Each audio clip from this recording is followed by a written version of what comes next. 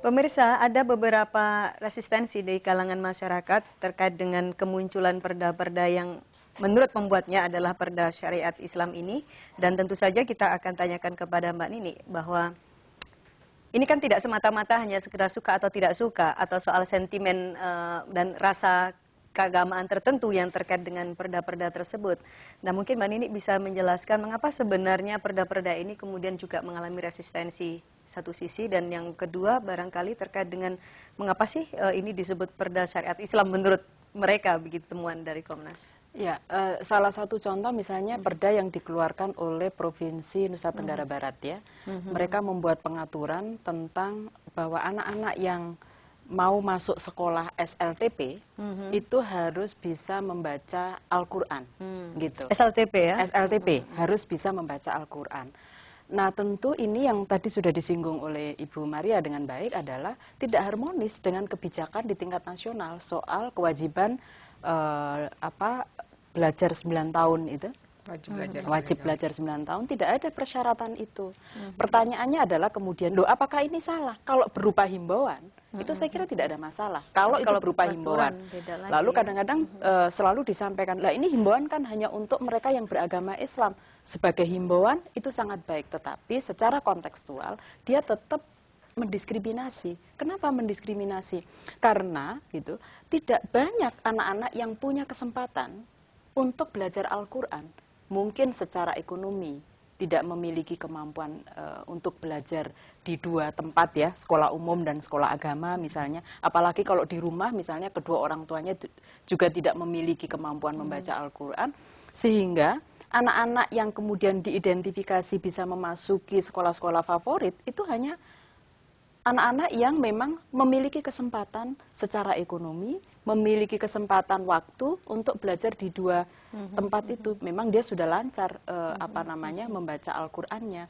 Oleh karena itu kami menganggap bahwa ini tetap diskriminatif karena seharusnya ini menjadi sebuah kegiatan yang sangat individual.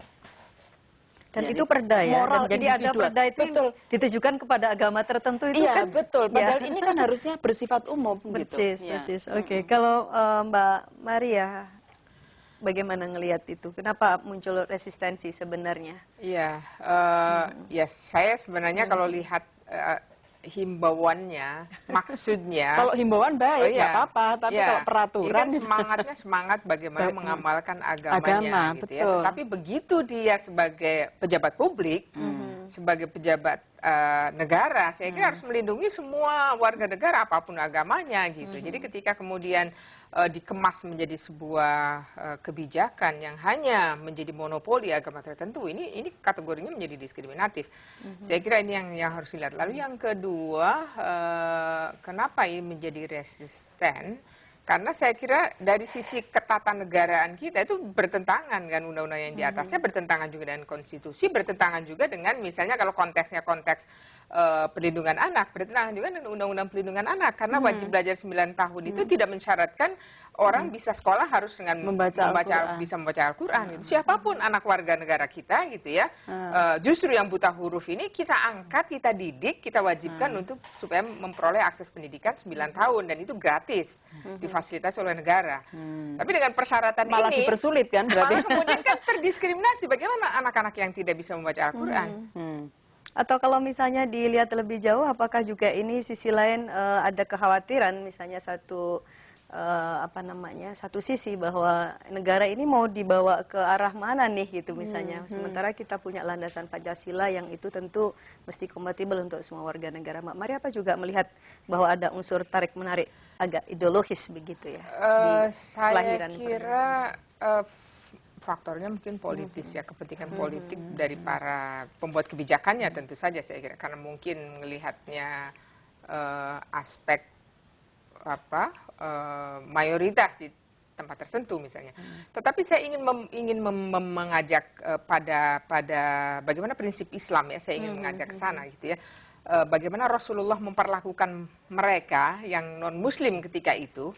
Saya kira ada hal yang bisa kita teladani, misalnya ketika bagaimana Rasulullah melindungi seorang sahabat misalnya yang mereka beragama yang waktu itu belum masuk Islam misalnya.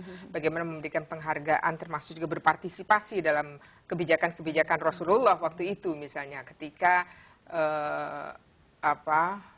terjadi pertarungan politik gitu ya.